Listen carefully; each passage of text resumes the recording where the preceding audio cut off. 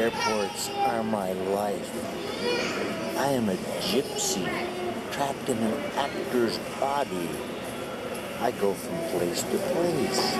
So we transfer, we switch off, we take carry-on bags, we check our luggage, we tip people, we travel.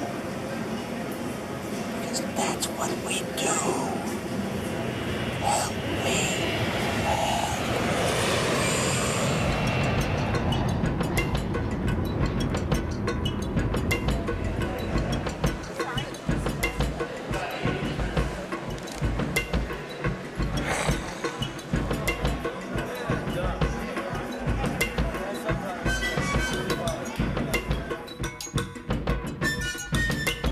Mr. Bruce Campbell.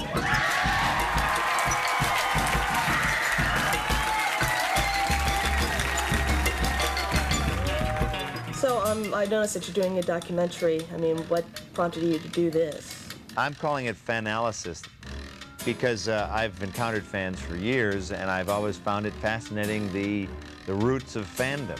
Fascinating. This is my friend Richie. Why are people fans? Why are they fans to the extent that they're going to spend, 40 weeks making a costume that'll walk across the stage for 4 seconds? That's fascinating to me. I don't think there is such a thing as an average fan.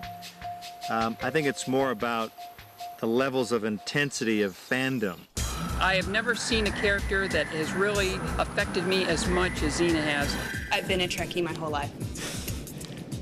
My dad made me watch it as a child. I'm scarred for life. My dad has every episode on tape. Yes, so does my dad.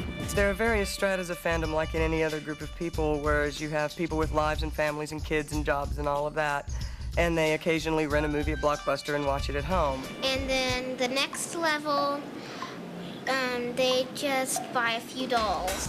A cult fan, I guess, I sort of define it personally as when costuming and lingo starts to come into like their day-to-day lives. Then there's the third type, which is where I am, which is mildly obsessive. Nancy, the nutcase, will bow to the TV and once in a while forget that she's watching the show and she'll be in the show. And then you have the geek. The guy who's lost. The top level is somebody that does plastic surgery on themselves, changes their name, wears a costume. And then there's the poor souls who, like, you can tell by looking at them that they have nothing more to live for, and it's really sad. I'd say there's probably only 5 levels, because about the 5th level, we're really talking lawsuits and police. I love you.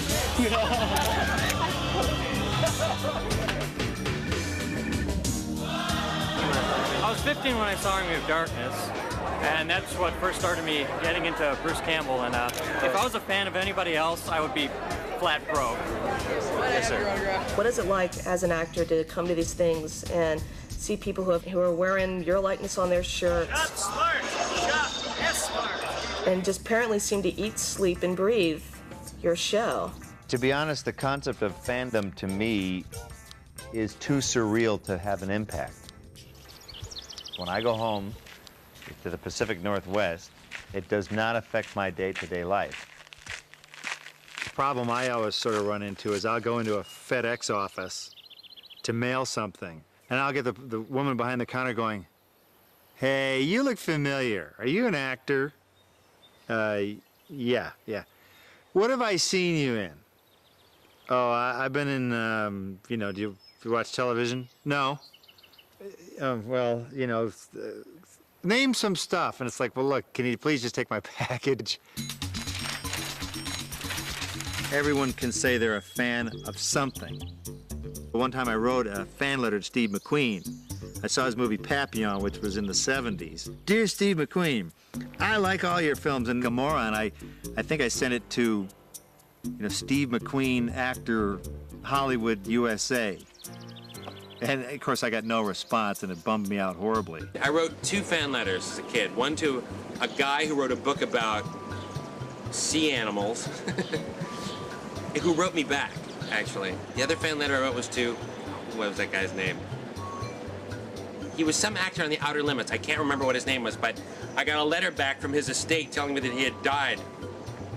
He was already dead.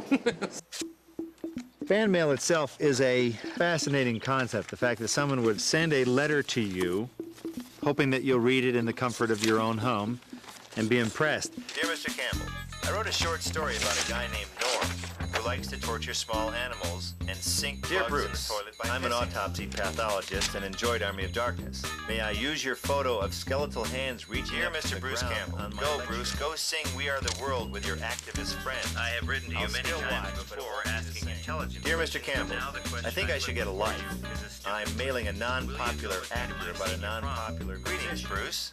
Even though you do some of the cheesiest stuff I've ever seen, you're great at what you do. How about Tucson, Arizona? It feels like a card, not really a letter. It'll be like a horse or something, or a... Oh, no, it's a cactus that has crushed a car.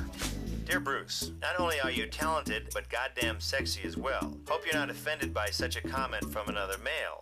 And if you are, I couldn't give a shit. So keep up the good work and more shirtless scenes. Thanks. I use an email address for any fan that wants to send something to me. How's it going, Bruce? I wrote before and was happy that I actually received a response. A lot of people said, oh, you must have gotten your agent to do that response. I said, you kidding? I can't even get my agent on the phone. He's not going to do my email. Every so often, I will get one that is just a zinger. Each email has a little subject heading, and this one is, sorry about your acting career. I was pretty amazed to hear you're working on writing a book. I wasn't sure you were literate. Well, I mean, I knew you could push the button when you wanted another banana. I'm only about halfway through. When it's convention time, when it's public appearance time, I do sort of break out the reasonable clothes.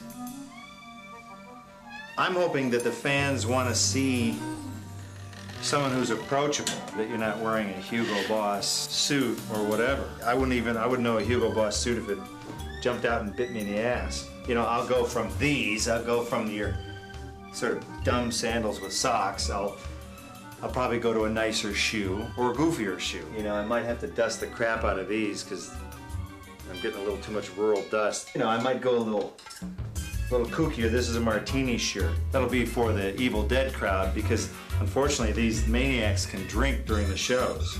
So, you know, I gotta wear stuff that looks good with beer spill all over it.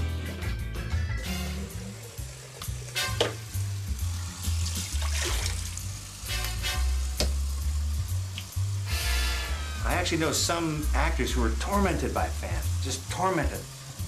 They think they're all crazy and they're all these, you know, 900-pound couch potatoes. You know, there's always a grain of truth in some of that. I look at it as sort of a grassroots thing. I'm sort of glad-handing and taking a pulse of what's out there. I am absolutely a traveling salesman. What I try and do sometimes is take things with me on the road to make me feel like I'm still sort of at home. I have a pillow that I travel with. I like to interact. It's nice to go out and see the face of the emails, live in person. Get my picture with you? Yeah, where's the camera? I can get there. Thank you. Oh, whatever. Sure. Where's the camera? I want to get a hold of you as far as like scripts or anything like that. Like, is there email? Or Go to my through your website. agent? Are you online at all? Yes. Go to the website. www.bruce- So you actually answer all the mail yourself, or you? Yeah, if it's like but you should put in the subject heading. Right. Something a little more serious than like you rock. Try it again. Evil Dead was my first film experience for me. Yeah, Hamlet. I do like your work. All right, lovely. There's a certain mentality out there that's special. You know, you'll definitely see the adrenaline start to pump. Your eyes start to light up. Theater, for God's sake. Evil Dead, for example, is probably one of the first movies this particular crowd saw that was just like, wow.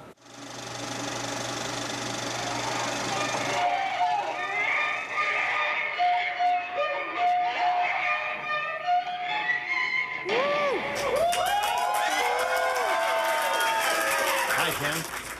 Come on in. This is Tim. He's the proprietor of the establishment. I think we're ready to go anytime you are. Go for it. I'm ready. Mr. Bruce Campbell. I think the problem arises sometimes in fandom of entertainers is that they expect that person to be that character. There's a very big difference there, and I think that's where some of the confusion is, some of the gray areas are in our society. That fantasy versus reality. They want a certain kind of you. That's what they're paying for. We actors run a very fine line of giving them what they want, but not giving too much away. When I go on stage to say hi, it's Ted Raimi up there.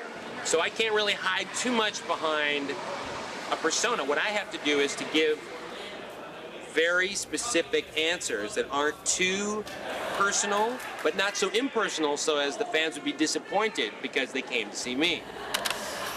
My primary goal in going to these conventions is so that I can see the people who I am supposed to be entertaining and meet them to see if I am. How else does an entertainer know if he's any good? When you come to a convention, no one cares what your race is, what's your religion, your education, how much money you make. It's like we're all here because we're fans of Star Trek, Star Wars, B5, and so we can all be friends together regardless of anything else. Now when we leave the convention center, we may suddenly take those prejudices on again, but at least for the weekend, we can all come together as friends and have a good time. We try to make people realize that they can come here. It's a safe environment. They don't have to feel ostracized. There's a place where they can go where they aren't chastised for what they like, or they aren't teased for being weird or any of that. And it makes a difference in their lives because it gives them an outlet. It gives them a safe outlet for their creative energy. They go in there to escape the bad media and have some fun. I think what makes a typical fan is somebody who has a 9-to-5 job in the real world that wants to have the wife and the kids and all that, but they're still holding on to being a kid inside. They're still holding on to being a child. It's an escape. It's a way to get away from all of their day-to-day problems. Signing from 3 o'clock to 5 o'clock, guys. I'm brought in to sit with them, tell jokes, and put little Billy on my knee and sign their autographs. Where are we looking? Hold on, we're gonna look right there.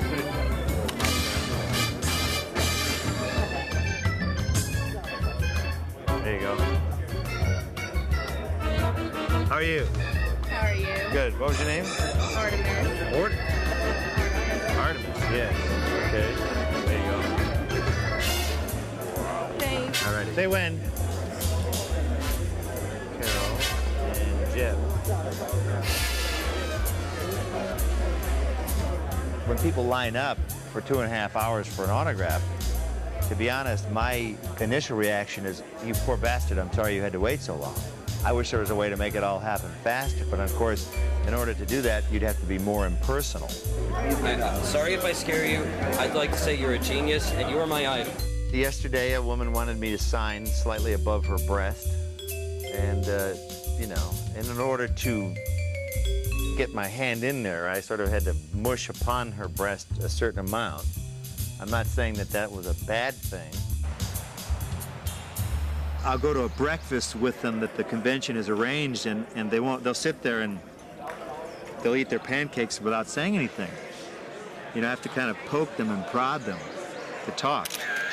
When I run into a fan, sometimes they'll go, oh, you look kind of like a normal guy. Especially even when you work on a movie. If it's an action thing or something, you might train for weeks and weeks and weeks and get in really good shape, and you run around without your shirt on, and it's all makeup, and they spray you down. It's all make-believe, and then, you know, they see in reality, you know, you're at Denny's eating, and you're sort of slumping over a little bit, and you've got mustard on your chin just like everybody else. It's fans kind of get excited yet horrified at the same time. So I think within fandom, it's sort of a roadkill thing. They can't take their eyes off it. What's probably the most surreal moment that's ever happened to you? Surreal. The costume event last night was pretty surreal to me. It had a fan-like frenzy yet nothing about what was on stage was familiar to me.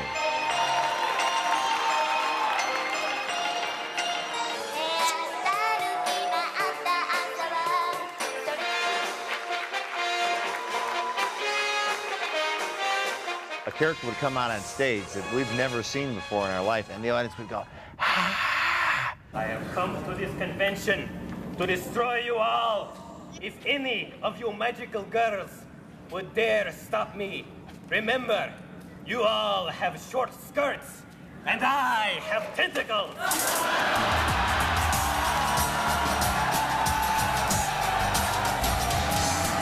Yeah, woo-ah. Backstage, we interviewed a number of the contestants. Could you run us through your costume? Yeah, we start off with basically rotten hose, rotten pants, made from a velour bathrobe with extra attachments, little craft sticks, little beads. Did you make that? I cut it up, and I'd love to thank my mom because she's the one that sewed it for me. We just glue these kinds of, this kind of material together with the fashion and design the collar entirely with the fashion and modify this. Little jewelry, we had to make all the little jewelry pieces. I'm Kagato. I'm the evil overlord that tries to destroy the good guys.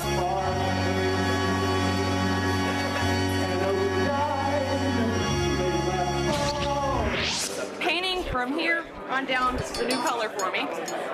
And then we had spirit gum these guys on our face. We had a craft foam, standard George Washington wig teased down and modified. I'm doing a documentary. It's made from all pink fleece. The shoes, I've got styrofoam, plastic, traced my hand. I got a little bit of stuffing in here. Ears are also made out of padding, and the only way I can see is like a bird's eye view. This is my 20th costume. Your 20th? Yes, I'm looking into becoming a professional costume designer, though. So that's a very good start.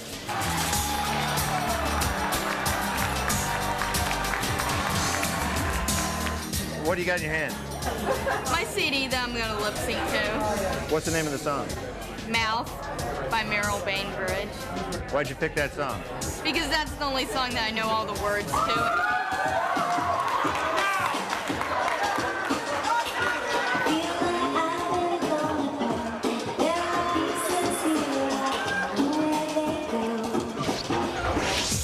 You like it here? Yes. What do you like about it? Oh, I like all the fun people, and it's a different atmosphere than my boring little hometown.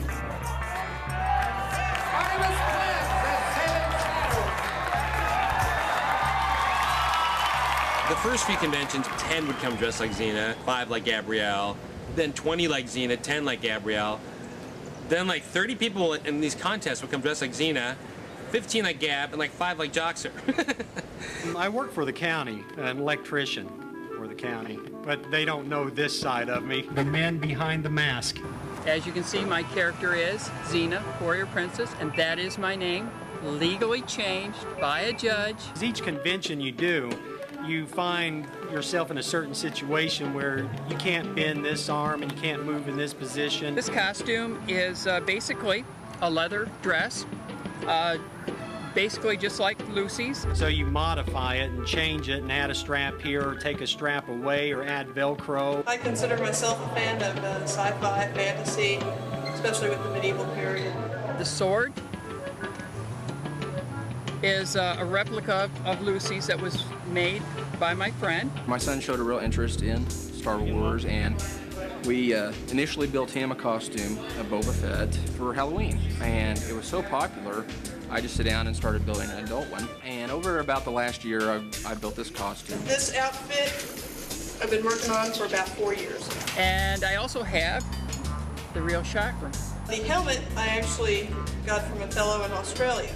Now, if I would have gotten this done in the States, it would have probably been on upwards to $1,000, $1,500. I've gone this far, might as well go just a little bit farther. So about 7 months ago, I decided to have some plastic surgery done, which rounded out my face a little bit more. George Lucas, if you're out there, I'm available. The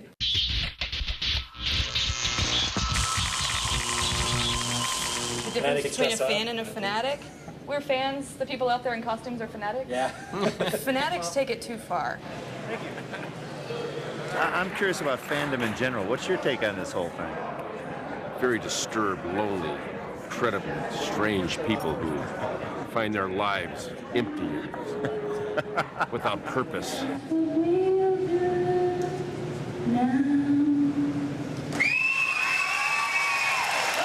So they come to see guys like us. You can film us out here. We're coming out here to pose. The rabid fans, there's almost like a childlike, but not in a bad way, like an enthusiasm level that's way off the charts. And the source of that is probably metaphysical. I have no idea. The worst it ever got for me was a fan found my house in California, was taking pictures of it outside, and they were attempting to sell it on the internet. And the gag was really on this guy because I didn't own the house. I wasn't home when he was taking the pictures. I don't know what the hell was going on. It was a little cul-de-sac. He must have been embarrassed because all our neighbors were like watching this idiot in his little white car taking pictures. I work as a paramedic every day, and this is kind of a stress relief. You know, it gives me something to work on. I get away from that situation entirely. It removes my mind from it, and I enjoy doing it. I know one actress who has to this day a panic button directly over her bed because she's gotten phone calls, and she's actually seen a guy looking in her window. And to me, I can't think of anything more horrifying. It's the way I am. I feel I'm so much like the character. This is the way I want to be. I never miss an episode. I have all the episodes everyone that was done. I have my autographs. Oh yeah, my license plate on my car says WP-Xena. My email address is Xena-WP. I have got pictures all over the wall. I have got the action figures all over. Virtually every merchandise you can think of. I have all the weapons. I have the sword. On my computer, I have the screensavers. It's all over. I don't want to say my whole life is encased by it, but Lucy ever came to my apartment and she saw, like, for instance, my bedroom, she'd probably have an order taken out against me, to stay away from them, that kind of thing. You sort of think, there's no big deal. That, to me, this is no big deal. We've never had a shooting at a Star Trek convention. Nope. No. None of my friends seem to understand it. You know, they think I'm a little bit crazy for doing it, I guess. They'd probably consider me a fanatic about it, but I don't consider myself a fanatic. It just fills a need that that fiction and dreams do for us, you know?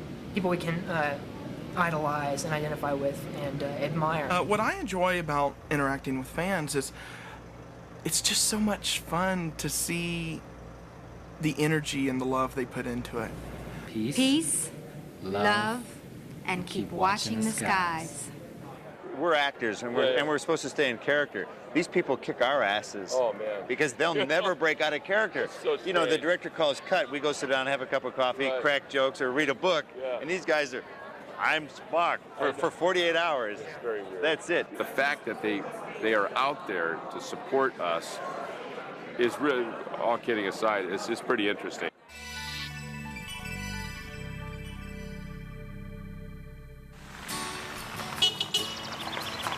Hey, baby. Hey! How you doing? Fine. How's the convention? Good, I survived.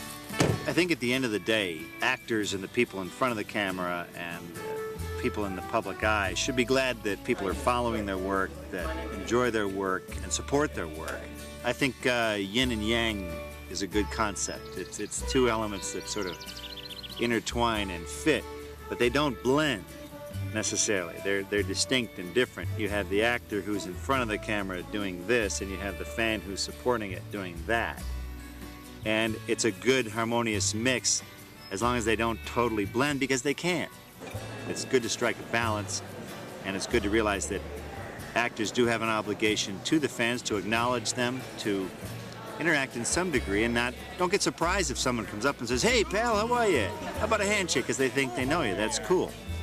And fans just have to realize that as part of their yin and yang, you're not going to always be able to crawl into the head of the person that you watch on television, because they're not that character. And sometimes they do want to be left alone. So as long as the yin and yang find the perfect balance, everything's groovy. See you later.